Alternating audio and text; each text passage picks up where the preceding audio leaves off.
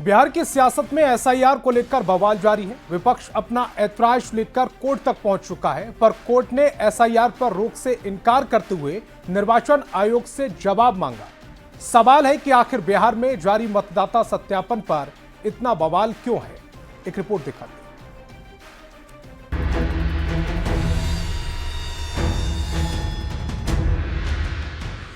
बिहार का कोसी और सीमांचल क्षेत्र वैसे तो राज्य के बॉर्डर इलाके में पड़ता है, पर इन दिनों ये इलाका सियासत के केंद्र में है। कारण है निर्वाचन आयोग की तरफ से जारी विशेष गहन पुनरीक्षण अभियान।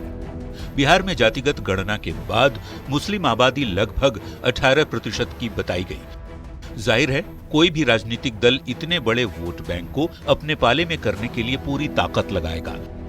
मुस्लिम वोटर सीमांचल से लेकर कोसी और मिथिलांचल की कई सीटों पर हार जीत में निर्णायक भूमिका अदा करते हैं। 2020 के चुनाव में इन क्षेत्रों में वोट का बिखराव हुआ, जिसका नुकसान महागठबंधन को झेलना पड़ा था। इस बार इसी वोट बैंक को एकजुट करने के लिए महागठबंधन एसआईआर को मुद्दा बना रहा है।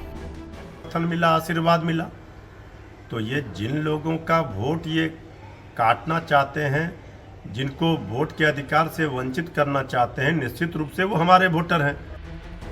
सीमांचल में विधानसभा की 24 सीटें हैं, जिस पर मुस्लिम आबादी निर्णायक है, जबकि कोसी इलाके में 13 विधानसभा सीटों पर मुस्लिम आबादी हार जीत तय करती है।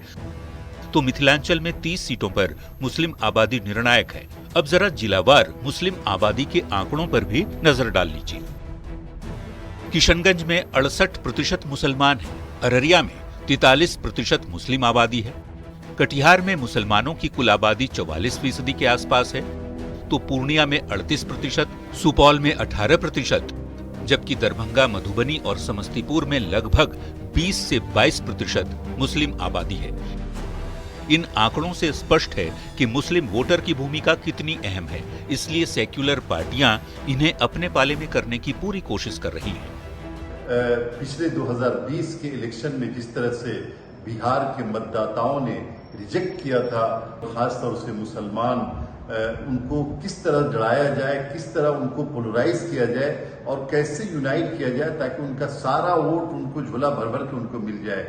मसला हिंदू मुसलमान का नहीं है, लाखों दलितों का नाम भी कट रहा है, लाखों महिलाओं का नाम भी कट रहा है, लाखों युवा सवर्ण क्लास के भी वोटर लिस्ट में नाम आने से इस बार छूट जाएंगे। तो हिंदू मुस्लिम तो आखिरी हथियार है इनका।